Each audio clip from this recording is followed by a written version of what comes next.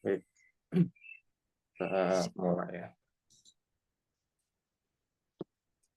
Bismillahirrahmanirrahim. Alhamdulillahirabbil alamin. Wassalatu wassalamu ala asrofil anbiya'i wal mursalin. Sayyidina Muhammadin wa ala alihi wa ashabihi ajma'in. Allahumma ighfirli wa Bismillah. Ustaz Fahmi udah?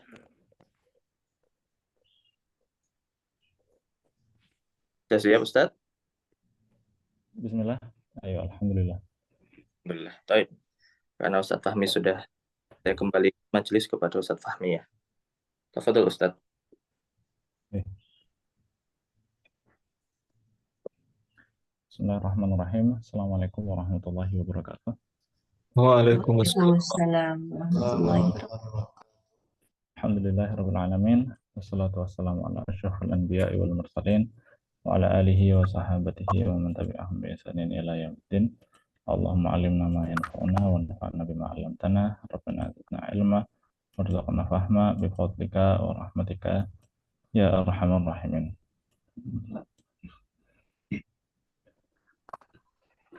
Alhamdulillah, syukurillah.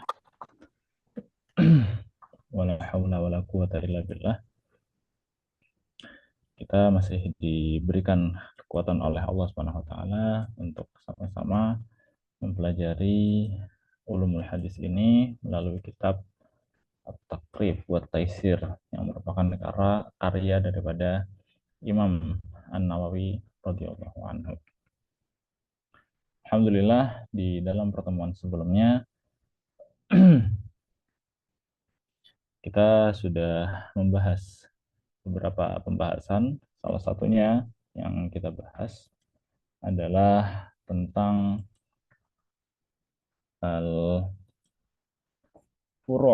ya, dari pembahasan yang ada di An-Naw' As-Sani wal Ashrun. Furu' dari An-Naw' As-Salis wal Ashrun. Dan hari ini insya Allah kita akan masuk ke dalam masalah yang asaniyah al-asyarah. Sebelum kita masuk ke pembahasan itu, dari sini apakah ada pertanyaan? Kemarin ada pertanyaan tentang majhul, ya kan? Contoh yang majhul, saya udah sempat cari, cuma belum sempat ngirim aja. Nanti insya Allah setelah ini kita langsung kirimkan. Baik, tapi selain itu apakah ada pertanyaan lagi dari pembahasan sebelumnya?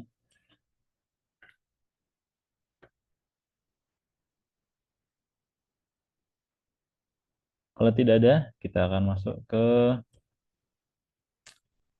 asaniyah asyarah. Asaniyata asyarata. A'rada an-nasu hadhihi al-azman an i'tibari majmu' asy-syurut al-mazkurah. Lakin al-maqsud sara ibqa'a silsilat al-isnad al-mukhtas bil ummah. فليعتبر ما يليق بالمقصود هو كون الشيخ مسلما بالغا عاقلا غير متظاهر بفسق أو سخط ويكتفي بضبطه atau ويكتفى بضبطه بوجود سماعه مثبتا بخط غير متهم بخط غير متهم وبروايته من أصول من أصل موافق لأصل شيخه وقد قال نحو ما ذكرناه الحافظ أبو بكر البيهقي. Baik, di sini di pembahasan tentang ke-12 ini itu adalah permasalahan tentang sanad. Jadi mungkin dari Ustadz dan Ustadz sekalian ada yang terfikir gitu. Kita tahu bahwasanya dalam hadis itu ada namanya perawi hadis, orang yang meriwayatkan hadis, yang mana syarat-syaratnya kita tahu agar bisa perawi hadis itu diterima, itu syaratnya berat. Ya, mulai dari hafalan, kemudian adil, dan lain-lain. Nah, ketika tahu hal tersebut itu adalah hal yang berat gitu, atau ya tanpa melihat hal tersebut adalah apakah itu syarat-syarat tersebut itu masih berlaku bagi kita. Jadi kita sebagai orang yang mempelajari hadis, apakah kita juga terikat dengan syarat-syarat tersebut sehingga ketika misalkan kita tidak memenuhi syarat tersebut, ya nilai daripada hadis kita itu menjadi doif misalkan, atau mungkar misalkan, atau yang semacamnya. Nah, ternyata disebutkan bahwasannya sebuah hadis itu waktunya atau pembahasan tentang sanad ini itu nggak sampai ke zaman kita, tapi dia hanya sampai pada zaman sebelum adanya tasnif, sebelum adanya penulisan kitab, ya, sebelum zamannya Imam Bukhari, Imam Muslim, Abu Daud dan lain-lain. Tapi ketika sudah ada tasnif, sudah ada kitab, maka jatuhnya sudah tidak lagi rawi seperti yang ada di dalam kitabnya Imam Bukhari, Muslim dan lain-lain. Makanya di sini Imam Ibnu Salah menyebutkan a'radun nasu hadhil azman an i'tibari majmu'i syurutil mazkurah. Bahwasanya orang-orang di zaman ini itu tidak lagi mau melihat kelengkapan syarat-syarat yang sudah kita jelaskan sebelumnya. Kenapa? Likaunil maksud, karena tujuan daripada sanad-sanad tersebut bukan lagi hmm, syarat apa? Karena tujuannya itu bukan lagi untuk menjaga hadisnya sendiri dari orang-orang yang dhabatnya lemah, bukan. Tapi apa? Tapi tujuannya berubah menjadi ibqa'u silsilatis sanadil khas al-mukhtas bil ummah. Tapi lebih kepada menjaga eh, silsilah rangkaian, ya, rangkaian sanad yang itu merupakan kekhususan daripada umat ini, tidak bisa kita temukan di umat yang lainnya. Falyu'tabar ma yaliqu bil maqsud. Maka karena memang tujuannya itu hanya agar apa namanya, rangkaian sanad ini itu tetap terjaga, maka syarat-syaratnya apakah seorang syekh itu bisa kita jadikan sebagai syaikh gitu ya, adalah sesuatu yang eh, menuju kepada maksudnya tadi. Contohnya di sini misalkan seorang syekh syaratnya harus seorang muslim, baligh, akil gitu ya. Dan dia tidak menampakkan kefasikan atau kerendahan gitu.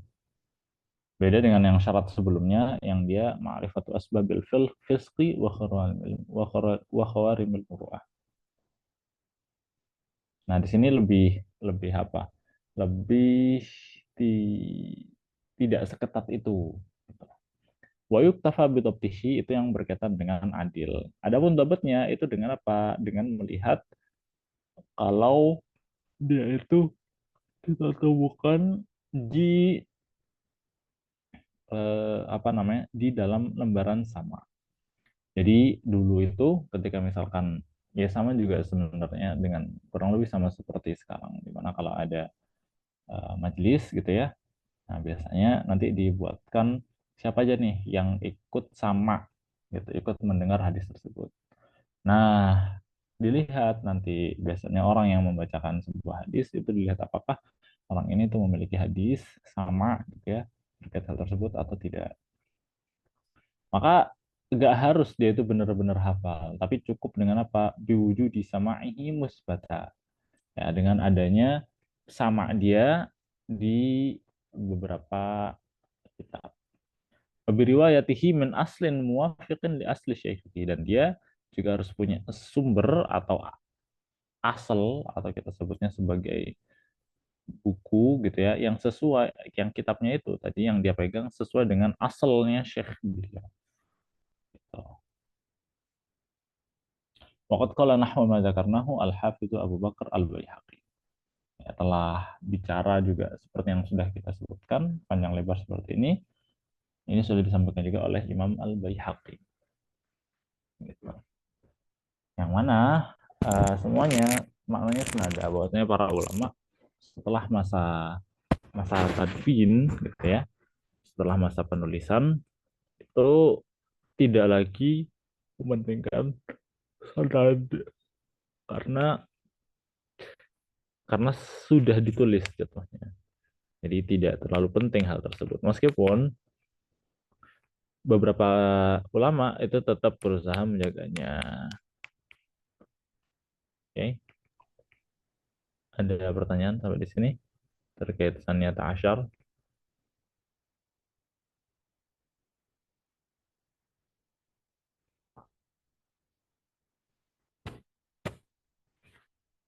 Kalau tidak ada, kita lanjut ke as-salisah asyarah ke-13. Dan ini juga merupakan akhir daripada pembahasan furu' kita. Ya, ini sampai akhir berkaitan dengan lafaz, jarh dan ta'dil. Baik. Di sini beliau menyebutkan apa? As-salisatu asyarah di alfazil jarhi wa ta'dil. Lafaz-lafaz yang dia digunakan di dalam jarh dan ta'dil. Berikut bersamaan dengan itu derajat daripada hadisnya. Waqad rattabaha Ibnu Abi Hatim fa'asan fa'alfazul ta'dil maratibna. Urutan lafaz jarh wa ta'dil ini itu pertama kali diperkenalkan oleh Imam Ibnu Abi Hatim fa'ahsan, dan beliau berbuat baik di situ, melakukan hal yang tepat. Dan di sini fa'alfazut ta'dim marabi. Nah, beliau mendatangkan bahwasannya apa? Fa'alfazul ta'dil maratib ya, karena ta'dil ya, seseorang pujian gitu ya, pujian terhadap seseorang itu ada tingkatannya. A'laha yang paling tinggi adalah siqah atau mutqin atau sabtun atau hujjah atau adlun hafiz atau dhabit atau yang lainnya. Ini semua menunjukkan pada suatu hal, yaitu bahwasannya setiap orang yang mendapatkan komentar sikoh atau mungkin atau sabtun atau hujjah, maka dia itu telah mendapatkan a'la marotibit ta'jil, ya, martabah yang seperti ini adalah martabah yang paling tinggi. Oke. Asannya ini derajat yang kedua daripada ta'dil. As-sadu au mahalluhu sidq au la ba'sa bihi. Qala Ibnu Abi Hatim huwa mimman yuktabu hadithuhu wa yunzaru fihi wa hiya al-manzilatu as-saniyah. Wa hiya kama qala li anna hadhihi al-ibarah la tush'iru bid-dabti fa yu'tabaru hadithuhu ala ma taqaddam. Jadi kata soduk atau mahalluhu sidqu atau la ba'sa bihi, ini kalau kata Imam Ibnu Abi Hatim itu termasuk yang hadisnya diterima, yuktabu hadithu wa yunzaru fihi. Jadi diterima dan termasuk dijadikan sebagai hujjah. Wahia al-manzilatus tsaniyah, dan dia adalah posisi yang kedua. Wahia kama wa huwa kama qala li an hadhihi al-ibarah la tush'iru bid-dabti. Dan kenapa kok akhirnya yang kata soduk atau mahalus itu atau laba sawih ini termasuk ke dalam derajat kedua, bukan bukan bukan mencakup seluruh kaum muslimin. Beliau menyebutkan li'anna hadhil ibarah la tush'iru bitabti, karena memang kata-kata yang digunakan soduk ini itu tidak menunjukkan kepada sidq gitu. Tidak menunjukkan kepada adanya link. Fayu tabaru hadisuhu ala ma taqaddam. Maka akhirnya apa? Karena kita tidak tahu ya tentang hal tersebut, dan kata soduk ini dianggapnya sebagai sesuatu yang menunjukkan bahwasanya dia dari segi adalah dari segi agama itu adalah orang yang jujur kan, soduk gitu ya. Tapi dari segi hafalan, nah itu wallah alam. Makanya di sini disebutkan la tush'iru bidabti. Ini kata tersebut tidak menunjukkan orang ini itu hafal. Maka apa fayu tabaru hadisuhu ala mataqaddam. Maka dihitunglah atau dianggaplah hadisnya sesuai dengan yang kita bahas sebelumnya lewat al-mutaba'ah wa asyawahid. Wa an Yahya bin Ma'in idza qultu la ba'sa bihi fa huwa thiqah wa la yaqub wa la yuqawimu qawluhu an nafsihi naqla ibn Abi Hatim an ahli fan. Jadi di sini ada salah satu lafal tersebut adalah la ba'sa bihi.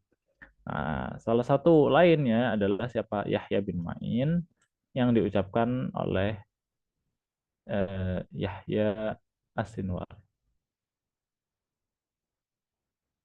Oh, Yahya As-Sinwar. Enggak, sebentar. Wa an Yahya bin Ma'in. Nah, apa tadi pembahasannya itu dari kata laba sabihi. Laba sabihi ini menunjukkan bahwasanya orang tersebut itu di derajat kedua. Oke ya, di derajat kedua. Nah, tapi ada beberapa pengecualian seperti perkataannya Yahya bin Ma'in. Ya, beliau bilang apa? Idza qultu la ba'sa bihi fahuwa siqah. Ternyata, jadi ini khusus untuk beliau. Kalau beliau bilang la ba'sa bihi, maka yang dimaksud itu adalah siqah gitu. Bukan soduk. Jadi jatuhnya dia derajat yang pertama, bukan derajat yang kedua. Wala yuqawimu qawlahu an nafsihi naqlu ibn Abi Hatim an ahli alfan. Oke, dan istilahnya pendapatnya beliau wala yuqawimu qawluhu an nafsihi naqla ibn Abi Hatim an ahli alfan. Jadi pendapatnya Yahya bin Ma'in ini itu sebenarnya tidak bisa dipertentangkan dengan nukilannya Imam Ibn Abi Hatim terhadap ahlul hadis gitu. Jadi ahlul hadis ketika bilang la ba'sa bihi ya maksudnya adalah soduk tadi. Hanya saja khusus untuk Yahya bin Ma'in ketika beliau bilang la ba'sa bihi maksudnya adalah thiqah. Oke. Ini derajat yang kedua daripada derajat ta'dil. Ada derajat yang ketiga, yaitu apa? Syekhun. Syaikh. Udah, syaikh aja lafaz yang digunakan di sini. Ada beberapa lafaz lain yang dia semakna dan masuk ke dalam derajat ketiga ini juga. Bisa dicek di dalam syarahnya. Fayuk tabu wa yunzor. Maka orang yang salisah ini itu dia yuktab. Yuktab maksudnya dia itu ditulis. Hadisnya itu tetap dicatat gitu ya. Karena nanti kalau ada beberapa orang yang kalau komentarnya Imam Ibn Abi Hatim itu layuk tabu hadis berarti memang parah banget. Karena penulisan sebuah hadis ini menunjukkan kepada dua hal. Hadis tersebut kemungkinannya ada dua hal. Hadis tersebut itu solihun lil ihtijaj atau solihun lil i'tibar. Solihun lil ihtijaj itu maksudnya hadis tersebut dia bisa dijadikan sebagai hujah dalam fikih dan lain-lainnya. Tapi kalau sahih apa tadi satu lagi? Solihun kan yang pertama tadi solihun lil ihtijaj. Tapi kalau solihun lil i'tibar, nah maka dia adalah orang-orang yang hadisnya itu bisa dijadikan sebagai i'tibar, sebagai penguat gitu yang bisa kita ambil di dalam maghazi, di dalam sirah gitu ya, di dalam apa? Di dalam fadail dan lain-lain. Nah, jadi selama yuktab ini sebenarnya ada nggak parah banget gitu loh. Nggak doif yang parah banget. Kalau udah doifnya parah banget, itu nanti dia akan disebut dengan kata la yuktab gitu. La yuktab hadisuhu. Nah, makanya di sini disebutkan fayuk tabu wayunzor. Wayunzor itu maksudnya dicek dulu nih, apakah orang ini itu bagus atau tidak. Nah, di sini disebutkan, kemudian itu yang ketiga ya, jadi syaikh yuktab, berarti dia secara umum hadisnya nggak dhaif jiddan, nggak parah banget, nggak nggak yang jelek banget. Tetapi wayunzor, tapi perlu dilihat juga dan diperhatikan. Yang keempat, solihul hadis. Ya, katanya kata yang digunakan adalah solihul hadis. Ada kata yang lain bisa dilihat di dalam syarah. Dilihat di dalam syarahnya. Beliau menyebutkan orang yang seperti ini itu apa? Yuktab lil i'tibar. Nah, kalau yang ketiga ini kan yuktab wa yunzor, dicek gitu ya. Apa namanya? Pertama dia ditulis dulu dan kemudian di yunzor itu dilihat apakah dia itu bisa atau tidak. Apakah hadis yang dia gunakan, hadis yang dia riwayatkan itu bisa dijadikan hujah nantinya atau tidak. Tapi kalau yang keempat ini, kata Solihul Hadis, itu memang dia tidak bisa dijadikan sebagai hujah. Makanya langsung yuk tabu lil i'tibar. Hadisnya diterima, masih bisa diterima, nggak dhaif dan cuma cuma apa namanya? Ketika dia ditulis itu maksudnya bukan solihun lil ihtijaj, tapi solihun lil i'tibar seperti yang beliau sebutkan di sini. Jadi istilahnya masih masuk ke dalam derajat ta'dil, tetapi itu sudah ada di akhir. Itu yang berkaitan dengan lafaz ta'dil. Ada pertanyaan sampai di sini? Silakan sebelum kita masuk ke dalam alfazul jarhi famaratib. Izin bertanya Ustadz. Silakan. Pernah lihat itu Ustadz, saya derajatnya itu fakih disebutnya Ustadz. Itu maksudnya yang mana Ustadz ya? Kalau fakih itu sebenarnya sebutan untuk orang tersebut dari segi keahlian lainnya. Nah, tapi itu tidak masuk ke dalam alfazu atau alfazul jarh inda al-muhaddithin. Jadi dia faqih ini hanya ya sebutan aja dari seorang muallif kepada rawi tersebut. Dia kalau dari segi fikih itu memang ahli atau bahkan bisa sampai pada derajat mujtahid. Karena kan ketika disebutkan faqih dulu yang dimaksud adalah seorang mujtahid.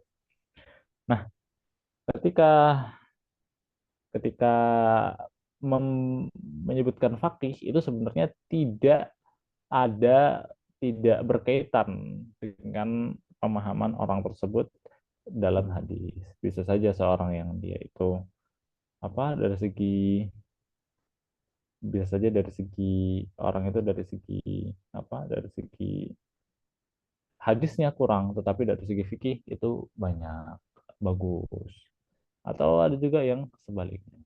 Nah, maka fakih ini sebenarnya dia nggak masuk.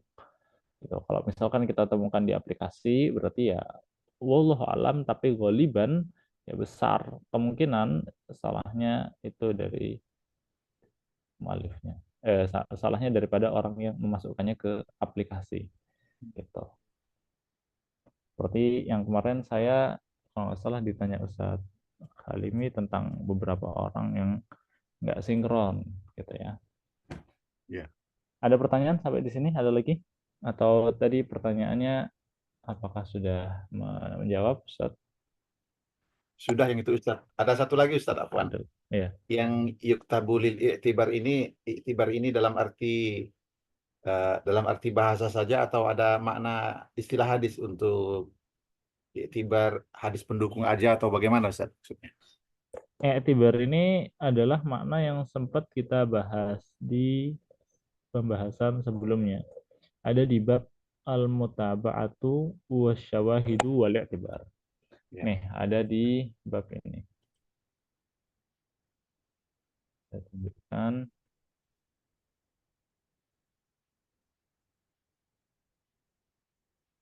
Ini agak nge-lag. Oke.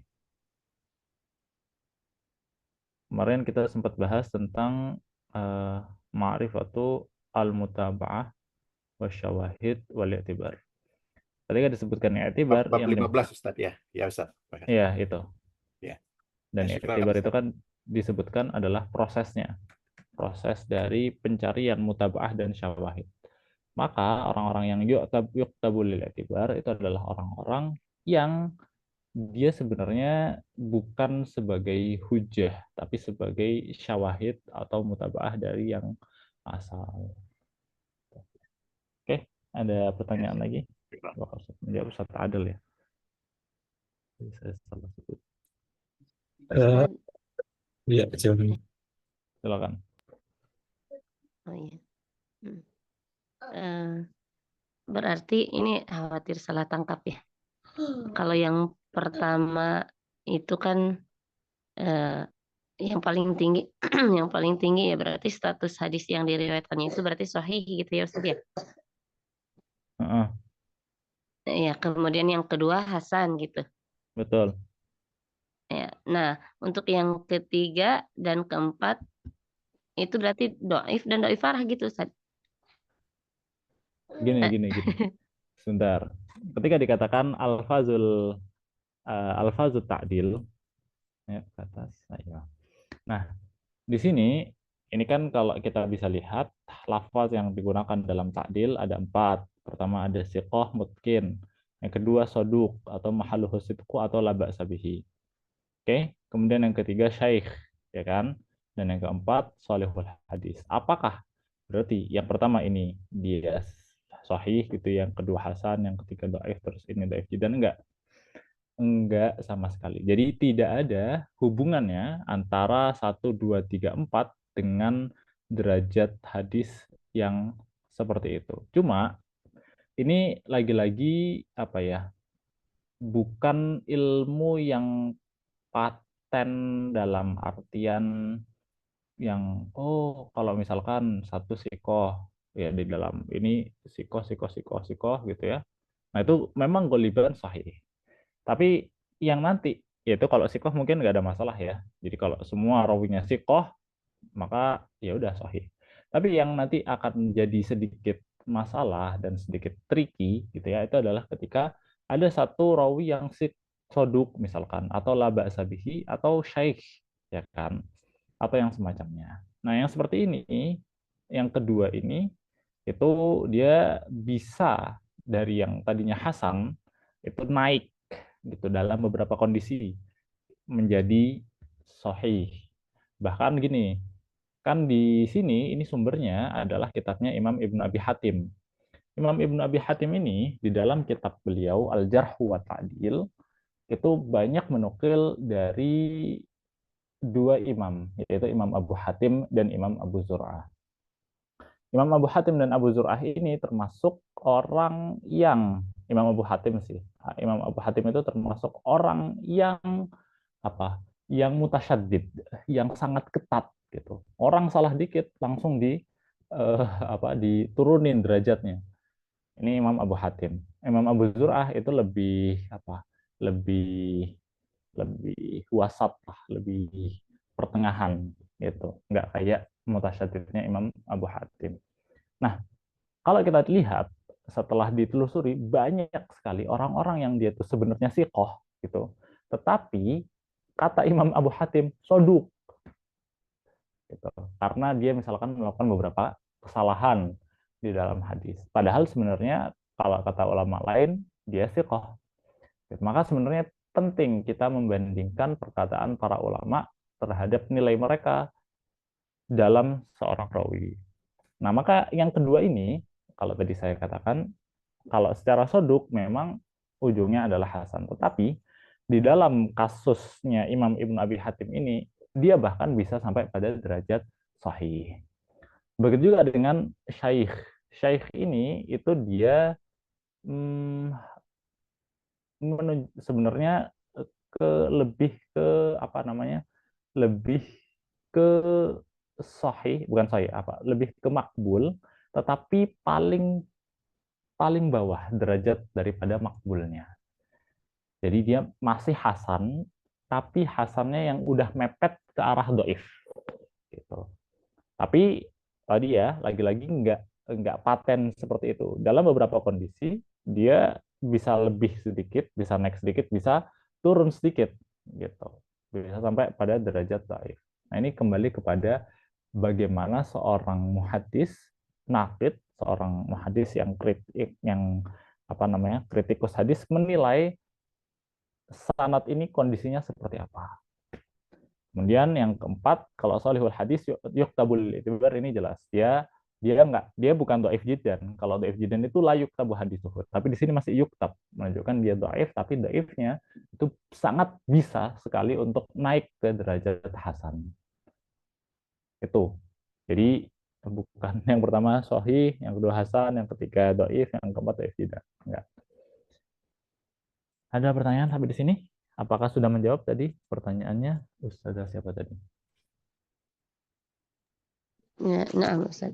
Berarti tetap harus ya diteliti ya. Betul. Ya, ya. Baik. Ada Syukran, lagi? Ustaz. Barakallah.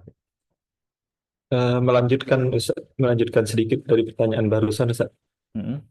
Nah, kalau berarti apakah bisa kriteria penilaiannya kalau begitu, kalau syaikh itu sebenarnya, kalau soduk kan yang dipahami sejauh ini tuh dia adil gitu, tapi kedobetannya kurang di bawah sikoh gitu. Kalau syaikh dan solih ini bagaimana Ustaz? Penjelasannya dari sisi dua aspek itu Ustaz. Syukran Ustaz. Kata syaikh itu lebih kepada syaikh secara bahasa. Jadi kan syaikh ini dia ada yang mungkin kita biasa pahami syekh siapa gitu ya. Ada syaikh yang maknanya secara bahasa. Maknanya secara bahasa itu adalah lawan dari kata syab. Syab itu kan pemuda. Syaikh itu ya berarti orang tua yang dia memang sudah tua. Dan kata syaikh di sini yang dimaksud oleh para ulama lebih ke menunjukkan bahwasanya dia adalah orang yang tua. Tapi yang mereka maksud bukan orang yang tua, lebih kepada mereka dalam hal ini itu bukan seseorang yang syab gitu ya, yang secara hafalan itu kuat, tapi syaikh. Dalam artian dia dari segi hafalan mungkin nggak terlalu kuat gitu. Dan beda dengan syab yang mana mereka itu punya kekuatan gitu ya, dan mereka pikirannya jernih. Nah, syaikh ini di situ ada isyarat bahwasanya di dalam pemikiran yang mereka ya istilahnya dari segi pemahaman terhadap hadis ya itu nggak sejernih sebagaimana seorang yang sikoh atau yang soduk seperti itu. Jadi ada kalau kata Syekh ini menunjukkan ada kurang gitu ya dari segi adalah dari segi dobet yang dia itu masih di bawahnya soduk. Jadi kalau kata soduk itu kan dia nih dari segi adalah itu bagus, dari segi dobetnya itu tidak disinggung. Ya, tapi kalau Syekh ini itu dari segi adalahnya ada sedikit kurang ya, dan dari segi adalahnya sebenarnya ya menunjukkan ada kayak oh ini kurang gitu ya. Dan dari segi dobetnya itu kalau sodok itu nggak disinggung, kalau syekh ini disinggung tapi malah kebalikannya. Tetapi secara umum dia masih diterima gitu. Istilahnya kurang tetapi masih dalam daerah takdil. Makanya kan disebut sebagai alfazul ta'dil. Seperti itu. Nah, kalau solihul hadis itu apa berarti? Jatuhnya dia adalah orang yang hadisnya soleh. Soleh itu maksudnya layak. Dan ini menunjukkan kepada kita bahwasanya hadisnya itu layak, bukan orangnya. Jadi kalau misalkan kita ngelihat kepada orangnya, mungkin, aduh, gitu. Tetapi kalau melihat kepada hadisnya masih bisa layak dan masih bisa diterima. Seperti itu. Tapi orangnya mungkin dari segi adalah dan dari segi dobet itu kurang. Tapi dari hadisnya itu masih bisa dan masih layak untuk diterima. Seperti itu. Dan lebih kepada kata-kata ini tuh apa ya? Kembali ke bagaimana para ulama penggunaannya. Dan lagi-lagi yang seperti ini butuh banyak sekali pemahaman seseorang terhadap bahasa Arab. Karena kata-kata seperti ini, gimana ya? Istilahnya kan kita kan kalau mau menilai orang, itu kan mungkin orang tersebut ada di derajat yang sama menurut kita, tetapi orang ini lebihnya di bagian ini, kurang di bagian yang lain. Ada orang lain yang kita bisa bilang mereka satu derajat, tetapi kelebihannya di hal lain dan kurangnya di bagian yang lain gitu loh. Nah, itu menggunakan ibaroh-ibaroh yang berbeda, tetapi maksudnya derajatnya sama. Nah, seperti itulah para ulama ketika misalkan menilai seseorang. Nah, dalam satu menilai dua orang yang derajatnya mungkin sama atau berdekatan, terkadang menggunakan berbagai macam istilah yang sesuai dengan apa yang mereka lihat dari kondisinya. Terkadang menggunakan solehul hadis, syekh, laisa bihi ba's atau la ba'sa bihi, atau mahalluhu sidqu, atau apa namanya?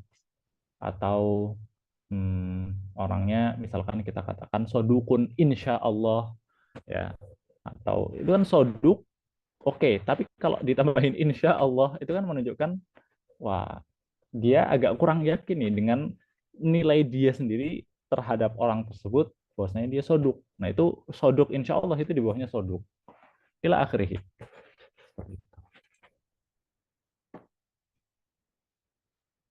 Berarti apa secara umum Ustadz, lafaz-lafaz ta'dil ini itu masih bisa dikatakan bahwa rujukannya adalah dua hal itu ya, artinya adil dan dobet begitu ya. Cuma nanti penilaian ulama saja yang berbeda-beda gitu penggunaannya gitu ya. Betul, betul. Oh, baik. Kalau soduk tadi Ustadz mengatakan tidak tadi apa tadi istilah Ustadz tadi tidak apa tadi saya lupa gitu. Tidak menyinggung Tidak menyinggung. dobetnya. Itu maksudnya tidak menyinggung itu apakah tidak diketahui atau bagaimana Ustaz? Sementara tadi kan kita pahami bahwa penggunaan takdil, lafaz takdil ini adalah secara umum dilihat dari dua aspek itu gitu, adil dan dobet gitu. Tidak menyinggung di sini maksudnya bagaimana Ustaz? Syukran Ustaz. Baik, di sini juga sama nih ada dari Ustazah Maksurah. Kalau soduk berarti si rawi itu adil tapi tidak dobet gitu ya. Ketika dikatakan sikoh nih ya, ketika misalkan kita melihat satu rawi, terus kita katakan dia sikoh, hadza rawi misalkan sikoh, maka ketika dikatakan sikoh itu kan sebenarnya makna secara bahasanya adalah dia bisa dipercaya. Orang yang bisa dipercaya berarti dari segi agamanya, adalahnya oke, gitu, nggak ada masalah. Dan dari segi dobetnya, hafalannya juga oke. Nah, akhirnya jadi sikoh. Mungkin itu juga sama. Kalau mungkin sebenarnya sisi yang ingin disinggung, kata mungkin, ya, misalkan ya, itu sisi dobetnya. Nah, adapun sisi apa namanya, sisi andalahnya itu tidak disinggung di kata mungkin loh ya, kata mungkin, karena artinya memang dia memungkinkan hafalannya. Tapi itu ketika para ulama menyebutkan mungkin ini berarti kan hafalannya oke, tetapi dari sisi adalahnya itu tidak apa? Mereka tidak menyinggung hal tersebut. Tetapi dari penggunaan para ulama terhadap kata mungkin diketahui orang yang disebutkan mungkin itu sama seperti sikoh.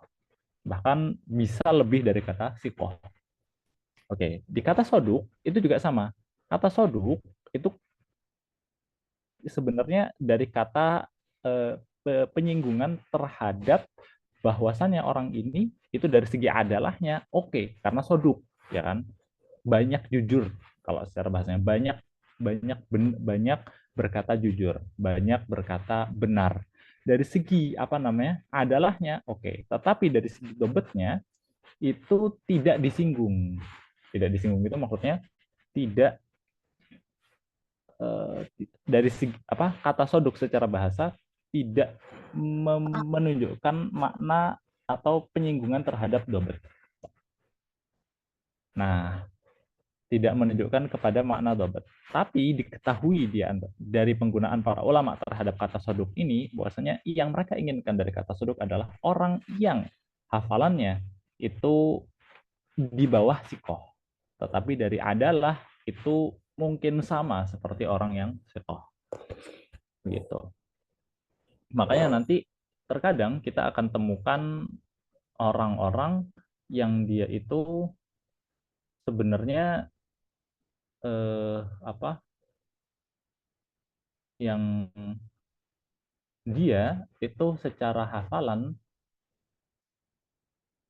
kita katakan sebagai orang yang sikoh. Tapi sebentar. Ada orang-orang yang dia itu dari segi adalah itu sama seperti orang yang sikoh. Gitu. Jadi misalkan ada perbedaan di antara para ulama. Ada satu rawi, dia dikatakan oleh beberapa ulama sikoh, dikatakan oleh orang yang lain dia dhaif. Gitu.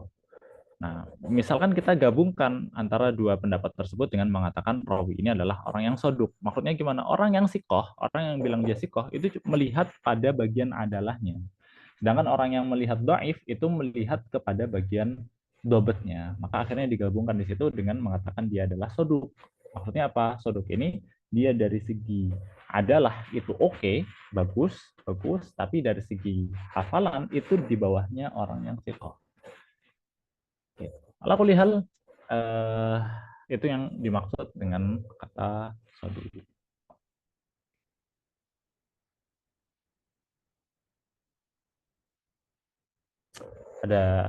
Apakah sudah menjawab tadi?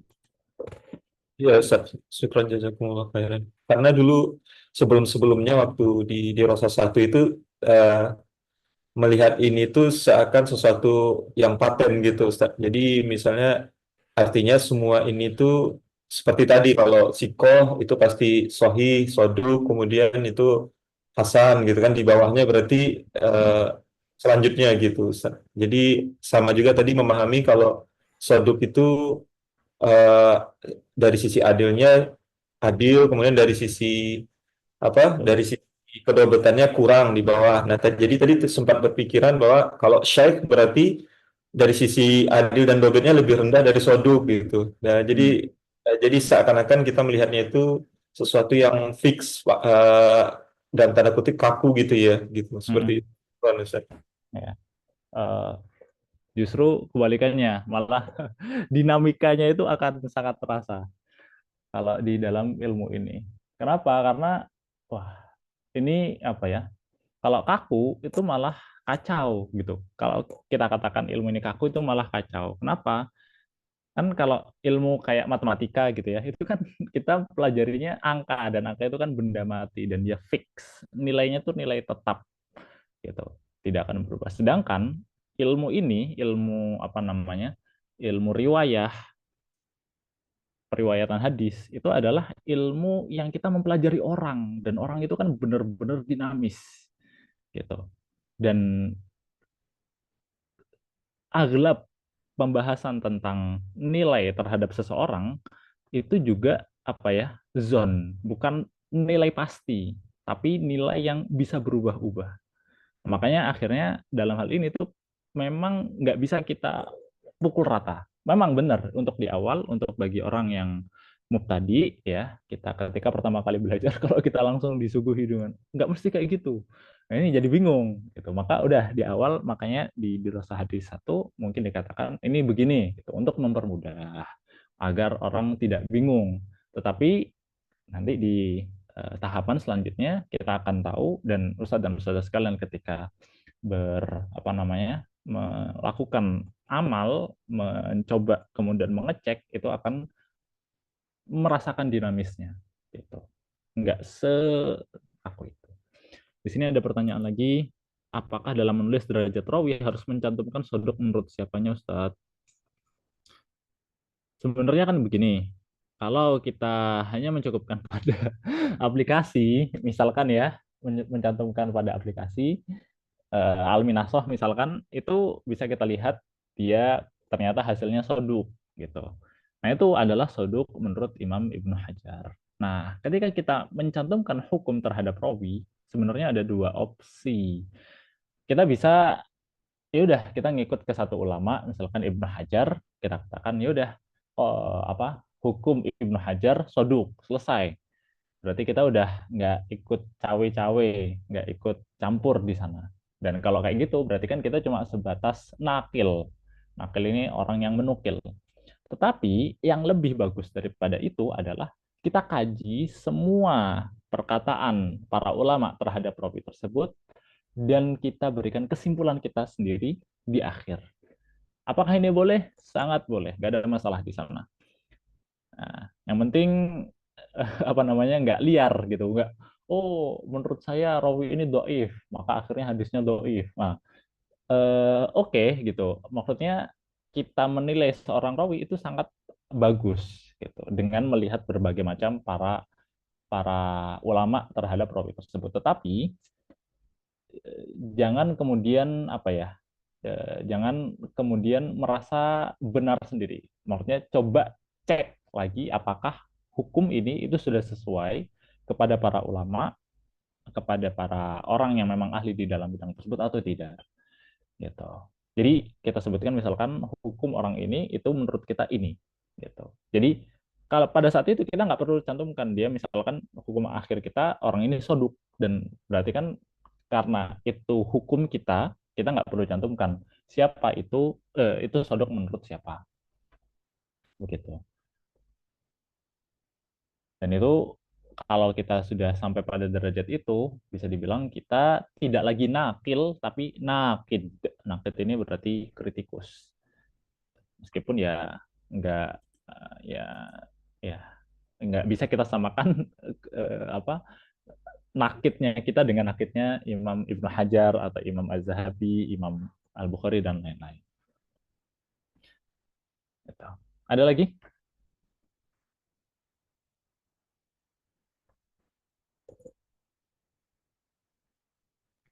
Ustadz, tapi nggak tahu ini masih pembahasan ini, tapi apakah keluar atau tidak dari atau lebih jauh lagi pembahasannya atau tidak. Jadi kalau saat ini tadi yang barusan Ustadz sebutkan nakid ya, jadi kritikus hadis. Nah, kalau sampai saat ini ulama-ulama mungkin yang di Al Azhar seperti itu masih ada atau hanya merujuk ke apa namanya ya, ulama-ulama sebelumnya gitu dengan kitab-kitab yang ada atau masih atau ada gitu ya kritikus-kritikus hadis untuk saat ini nih Ustadz gitu, yang kemudian mengkritik dari sisi ya ini perawinya dan sebagainya begitu Ustadz. Baik. Ini pembahasan kayak gini memang menarik ya. Jadi terkait apakah ada atau tidak, sebenarnya kalau kita lihat di tesis di dalam fakultas hadis, fakultas Usuluddin jurusan hadis yang di baik S2 maupun di S3 itu kita para mahasiswa dituntut untuk membuat tadi. Jadi ketika ada sebuah hadis nih, biasanya dan dalam satu tesis itu biasanya permintaannya itu ada maksimal 200. Nah, maksimal 200 atau 200 ya istilahnya 200 lebih sedikit atau kurang sedikit lah. Itu dalam satu tesis setidaknya ada sekian hadis. 200 lebih atau kurang sedikit. Nah, setiap hadisnya itu biasanya diminta untuk melakukan takhrij dan takhrij yang memang benar-benar takhrij ya dengan siagoh takhrij yang diminta. Dan yang kedua itu dirosah asanid. Dirosah asanid ini kita diminta mengkaji setiap rawi yang ada di dalam hadis tersebut. Yang ada di dalam rawi tersebut, yang ada di dalam setiap rawi yang ada di dalam sanad hadis tersebut. Dan di akhir itu kita ketika memberikan hukum terhadap rawinya, ya hukum yang kita simpulkan dari perkataan para ulama. Jadi jatuhnya ya kita nggak ngikut ke hukum para ulama. Ya nggak apa-apa ngikut di beberapa kondisi, ketika kita memandang bahwasannya apa yang dipandang oleh Imam Ibnu Hajar itu yang paling tepat gitu, ya itu nggak ada masalah.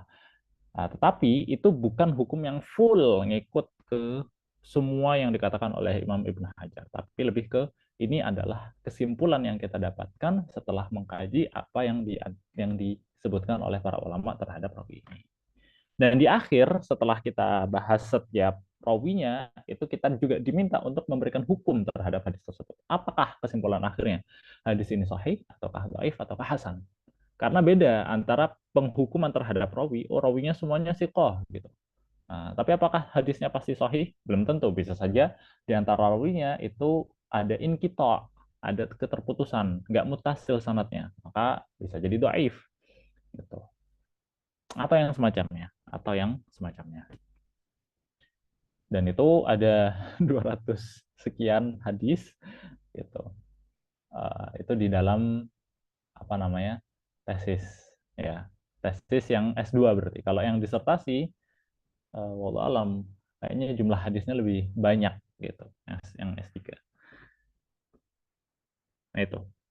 Jadi dan apakah ada yaitu setiap mahasiswa kayak gitu gitu. Jadi harusnya banyak gitu dan tesis-tesis itu banyak. Hanya saja ya lagi-lagi kan kembali ke tiap orang ya. Ada yang memang benar-benar di situ dia kaji, ada yang mungkin juga hanya copy paste dan ngikut ke udah Imam Ibnu Hajar bilang apa kita ikutin. Ada yang kayak gitu juga. Macam-macam.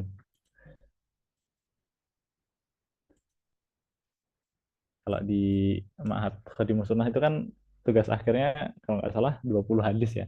Berarti berapa? Sepersepuluhnya. Khair. Ada lagi pertanyaan? Sebelum kita lanjutkan. Kalau tidak ada, kita lanjut ya. Tadi lafaz ta'dil. Sekarang alfazul jarh. Disebutkan wa idza qalu layyinul hadis kutiba hadisuhu wa yunzaru i'tibara. Ini adalah alfaz jarh. Pertama itu adalah kata layyinul hadis. Ya, kalau layyinul hadis ini itu menunjukkan bahwasanya di dalam hadisnya ada layyin, ada lin. Lin itu da'af. Lin itu artinya kayak nggak kuat gitu. Dia istilahnya ada kelemahan di sana. Tapi di sini disebutkan tetap dia derajatnya hadisnya itu tetap ditulis, tetapi yunzoru i'tibaran. Yunzoru i'tibaran itu maksudnya dia dilihat sebagai i'tibar, bukan sebagai yunzoru i'tibar ini menunjukkan bahwasanya dia itu di derajatnya mutabaah atau syawahid. Yang itu menunjukkan dia pada derajat dhaif yang bisa menguatkan hadis. Gitu.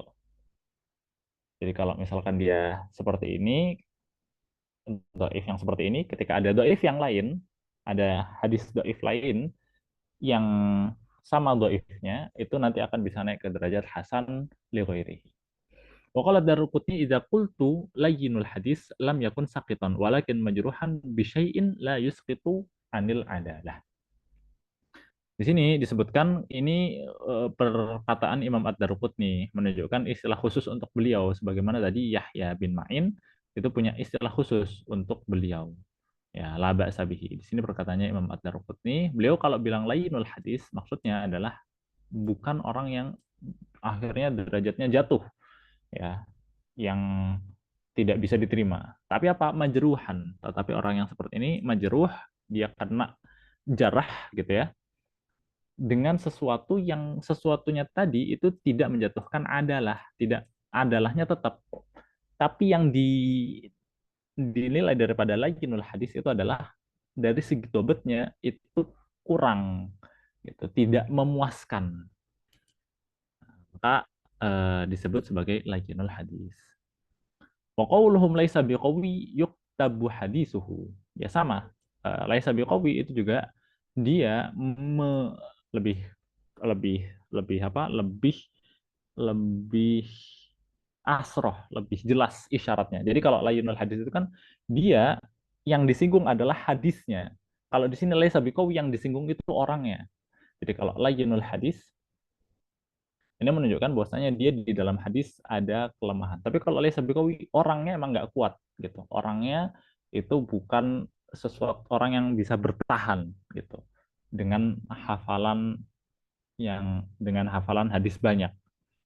Nah, tetapi dia masih tetap nih yuktabu hadisuhu. Yuktabu hadisuhu, tetapi yuktabu hadisuhu berarti masuk ke dalam derajat dhaif. Tetapi yang dhaif yang bisa naik ke derajat hasan.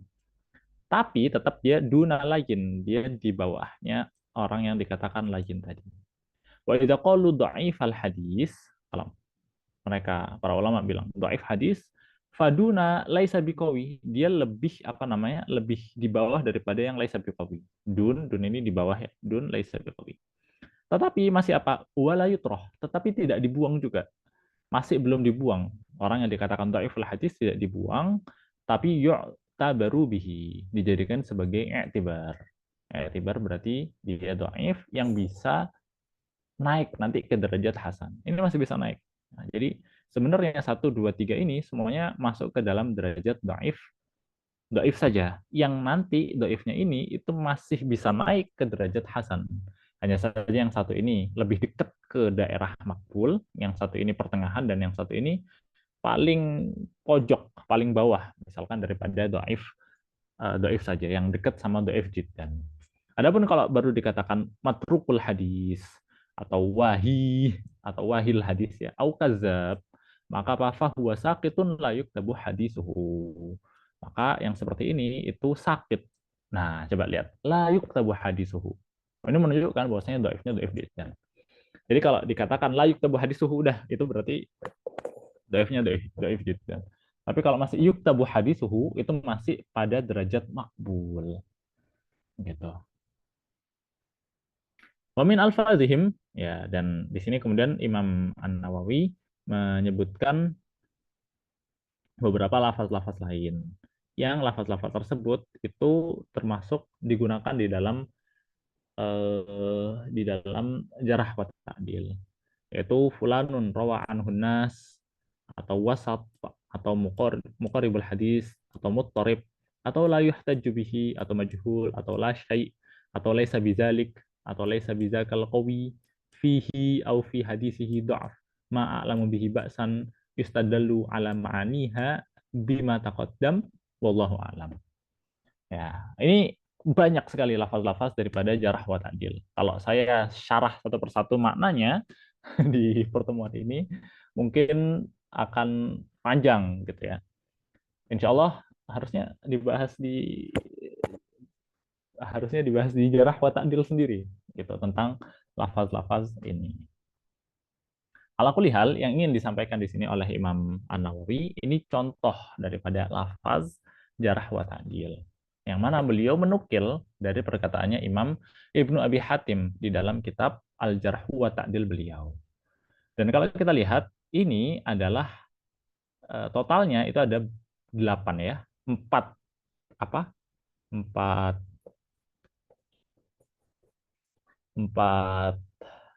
ta'dil dan 4 jarh. Ya, nanti ada di ini Imam Ibnu Abi Hatim. Di masa selanjutnya itu ada pertambahan dan ada pengurangan. Seperti yang dilakukan oleh Imam Ibnu Hajar. Dan nanti di masa akhir atau istilahnya di masa selanjutnya yang menjadi tumpuan dan landasan oleh para ulama setelahnya adalah pembagiannya Imam Ibnu Hajar di dalam Taqribut Tahdzib. Di mana di situ ada setidaknya 6 derajat untuk yang ta'dil dan 6 derajat untuk yang jarah. Sedangkan kan di sini cuma 4 ta'dil, 4 jarah. Nah, yang dijadikan tumpuan itu Ibnu Hajar 6 ta'dil dan 6 jarah. Rinciannya silahkan dicek lagi di buku-buku jarah wa ta'dil. Di sini hanya disinggung sebagian saja. Ada pertanyaan terkait yang alfazul jarh ini atau tidak? Apa Ustaz sedikit Ustaz tadi belum begitu clear. Beda tadi yuktab wa yunzor dengan yuktab lil iktibar itu apa tadi Ustaz? Apa Ustaz? Yuktab wa yunzur. Yang di lafaz takdil tadi. Ini fayuktabu wa yunzur sama yuktab lil i'tibar. Ini sama maksudnya. Yuktab wa yunzur ay lil i'tibar. Jadi dia ditulis. Dua-duanya sama ditulis ya. Cuma yang pertama yunzur menggunakan kata yunzur, maksudnya dia itu dilihat lagi, ditinjau lagi untuk apakah dia bisa jadi i'tibar atau tidak. Tapi yang kedua, yang Rabi'ah itu juga sama. Dia yuktab lil i'tibar maksudnya sama. Hanya saja di kata syaikh ini itu dia lebih ke apa? Lebih dekat ke makbul. Sebenarnya maksudnya sama, sama-sama lil i'tibar. Hanya saja dia kata syekh ini dia lebih dekat ke makbul atau bahkan dia paling bawah daripada makbul, dan salihul hadis ini dia paling atas dari do'if gitu. Baik, syukran Ustaz. Baik, barakallahu fikum. Ada lagi?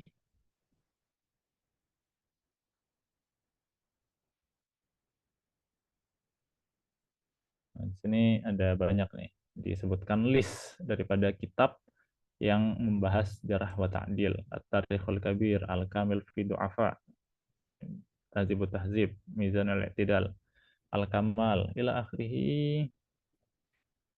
Ini ya. Dan oke. Kalau tidak ada, kita akan masuk ke An-Naw' ar-Rabi' wal Ishrun.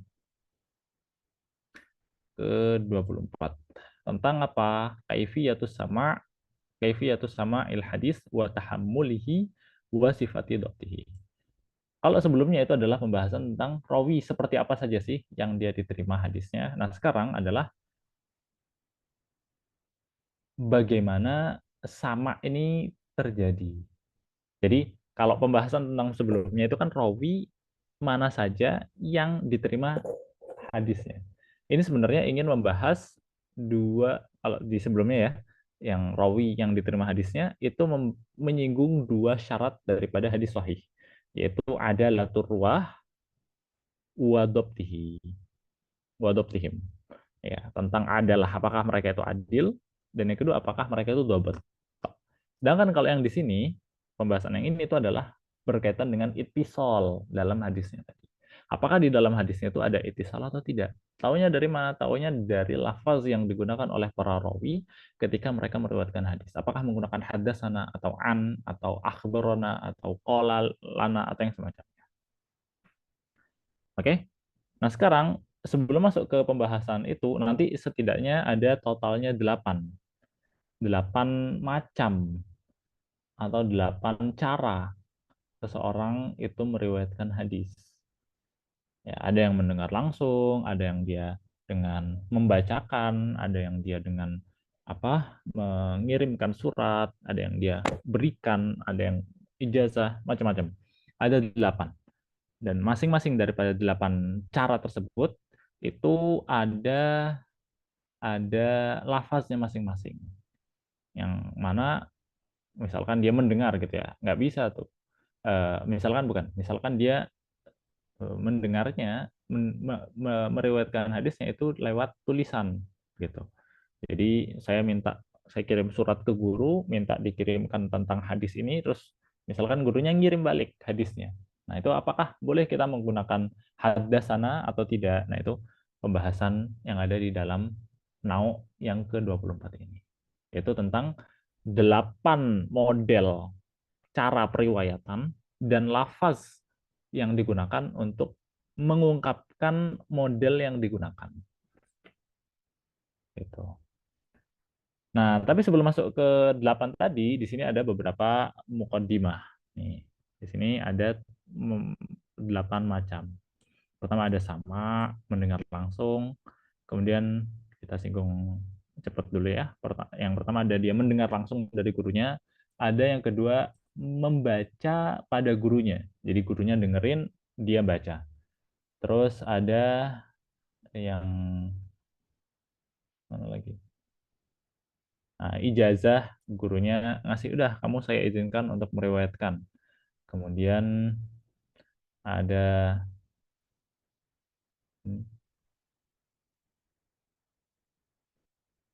eh, nah ini munawalah. Jadi gurunya ngasih kitabnya nih, kamu ambil kitab saya gitu. Ada kemudian mana lagi? Di mana? Kitabah, gurunya ngirim surat, ya, ngirim tulisan kepada muridnya. Ada i'lam, gurunya cuma ngasih tahu, aku ada riwayat begini begini begini begini gitu. Kemudian ada wasiah, gurunya bilang nanti kalau saya mati kamu begini begini begini begini gitu.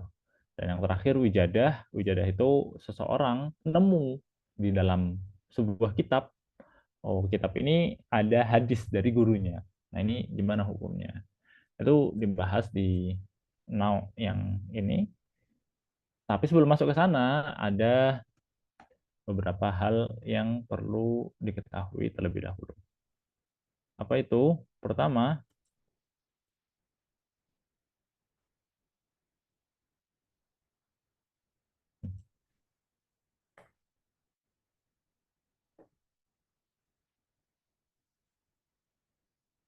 ya, pembahasannya adalah kapan umur yang pada saat umur tersebut itu sudah diperbolehkan, atau seseorang itu ketika sudah mencapai umur tersebut samanya dikatakan sah gitu. Dan kapan di umur tersebut dia belum dikatakan sah. Disebutkan di sini, tuqbalu riwayatul muslimil baligh ma tahammalahu qablahuma. Jadi riwayat seorang muslim yang balik, muslim balik, itu diterima apa-apa yang dia dapatkan sebelum muslim dan sebelum balik. Dalam artian gini, kalau seseorang itu menyampaikan, jadi ada dua hal ya. Pertama ada tahammul, sama ada. Tahammul itu kita nerima, ada itu kita nyampaikan. Dalam kondisi pada saat ada, itu kita syaratnya harus muslim baligh. Tapi kalau dalam masa tahammul itu berarti kita nerima hadis, itu nggak harus muslim, nggak harus balik. Gitu. Bisa dalam kondisi kafir atau bisa dalam kondisi masih kecil, belum balik. Nah, wa man asani qaumun fa akhtau. Ya, man asani maksudnya adalah orang yang belum balik itu menurut beberapa orang, beberapa ulama itu tidak sah tahamulnya sebelum dia balik. Gitu. Dan mereka dikatakan salah di sini. Qala jama'atun minal ulama yustahabu an yabtadi'a bisama'il hadisi ba'da salasin sanah. Beberapa ulama mereka bahkan mengatakan baru disunahkan seseorang itu memulai mendengar hadis setelah umur 30 tahun. Wah, ini telat banget sebenarnya ya. Ini menurut beberapa ulama. Wakila pendapat lain mengatakan ba'dal isrin setelah umur 20 tahun. Ini juga bisa dibilang telat banget. Maka apa yang benar wasawabu fi hadhil azman, di zaman seperti ini, zamannya Imam Ibnu Salah ya, apa at-tabkiru bihi, yang disunahkan adalah mendahulukan, ya, di semakin belia semakin bagus. Min hini, dari sejak kapan? Dari sejak yasihhu sama'uhu, dari sejak sama dia atau tahammul dia itu sah, dikatakan sah. Wabikat bihi wataqidihi hina yata'ahalulah. Ya, dan dia juga disunahkan untuk menulis apa yang dia dengarkan dan apa yang dia tahammul ya ketika dia sudah mulai layak untuk menulis hadis. Karena penulisan dulu di zaman dulu berbeda dengan sekarang yang memang itu ada cara-caranya, nggak bisa sembarang orang itu nulis hadis. Gitu. Ada ilmunya dan ada tekniknya yang harus dikuasai agar seseorang bisa menulis hadis dengan benar. Dan ini semua total jumlah umur berapa seseorang itu akhirnya bisa dikatakan sah samanya atau tidak, itu yakhtalifu biikhtilafil asykhas. Itu berbeda-beda. Ada yang umur 7 tahun, ada yang umur 6, ada yang umur 10, 11 gitu ya. Nah, maka di sini disebutkan perkataannya Qadhi Iyad. Nah, kalau Qadhi Iyad rahimahullah, ini nggak pakai tasydid ya, ini salah. Iyad, nggak ada tasydidnya. Anna ahla sun'ati haddadu awwala zamanin yasihu fihi sama' bi khamsi sinin. Qadiyat mengatakan bahwasanya paling minimal itu 5 tahun gitu. Dan kata beliau wa ala hadza istaqarral amal, dan dengan 5 tahun ini yaitulah yang diamalkan oleh para ulama. 5 tahun itu baru kemudian sah. Baik dia di umur 5 tahun tentu saja belum balik ya. Nah, di umur 5 tahun tahamulnya sah. Tapi kalau sebelum 5 tahun berarti tidak sah gitu tahamulnya. 6 sah gitu ya, 7 sah gitu ya. Dengan dalil apa? Dengan dalil ada salah satu sahabat yang di umur 5 tahun yang dikatakan dia istilahnya apa? Ada satu sahabat, siapa sih lupa namanya, Nu'man, bukan Nu'man bin Bashir, ada satu lagi yang mana itu beliau meriwayatkan hadis dari Rasulullah dan tahammul hadis dari Rasulullah di umur beliau masih 5 tahun. Maka dari situ akhirnya qadiyat berdalil minimal 5 tahun. Tapi pendapat ini kurang kurang apa ya? Kurang dakik, kurang pas gitu ya. Karena apa? Karena tiap orang beda. Makanya apa? Was-shawabu i'tibaru tamyiz. Ya, maka kalau kata Imam Ibnu Salah, yang benar itu adalah yang kita lihat tamyiznya dia. Apakah dia itu mendapat sudah ada tamyiz atau tidak. Kalau dia ada tamyiz, umur 3 tahun juga boleh. Tapi kalau nggak ada tamyiz, maka umur 100 tahun juga nggak boleh. Oke ya. Jadi yang dilihat adalah tamyiznya. Apakah dia udah punya tamyiz atau belum? Kalau dia udah ada tamyiz, umur 5 tahun silahkan. Umur 4 tahun silahkan. Umur 3 tahun silahkan, selama ada tamyiz. Tapi kalau dia nggak ada tamyiz, meskipun umur 15 tahun, tetap tidak sah tahamulnya. Itu ya. Ini pendapatnya yang dikuatkan dan ini yang benar. Maka disebutkan kalau dia ada tamyiz, oke. Kalau enggak ada. Pertanyaannya sekarang tamyiz itu gimana? Ini disebutkan fa'in fahimal khitab warad dal jawab kana mumayyizan sahihas sama wa illa fala. Jadi yang namanya tamyiz itu adalah dia bisa paham orang ngomong ke dia itu maksudnya apa dan dia bisa membalik atau membalas perkataan tadi gitu. Jadi ditanya, "Kamu makan apa?" "Saya makan nasi." Tapi kalau kamu makan apa? Kerbau ada di sawah. Nah, ini itu tidak dikatakan tamyiz. Jadi yang tamyiz itu dia bisa paham orang ngomong apa dan dia bisa menjawabnya. Wa illa, tapi kalau dia tidak punya tamyiz, maka tidak sah samanya. Dan ini juga merupakan pendapat oleh beberapa ulama seperti Musa bin Harun dan Ahmad bin Hanbal. Ini pembahasan kita pada pagi hari ini. Ini udah lebih 6 menit. Saya akan tutup terlebih dahulu. Silahkan setelah itu jika mau ada pertanyaan, bisa langsung ditanyakan. Kita tutup majelis kita pada hari ini dengan istighfar dan doa kafaratul majelis. Astagfirullahaladzim, astagfirullahaladzim, astagfirullahaladzim. Subhanakallahumma asyhadu an la ilaha illa anta astaghfiruka wa atubu ilaik. Barakallahu fikum. Wassalamualaikum warahmatullahi wabarakatuh. Waalaikumsalam. Baik. Mohon maaf tadi pada saat di awal saya agak telat karena beberapa kendala. Silakan dari Ustadz dan Ustadzah sekalian jika ada yang mau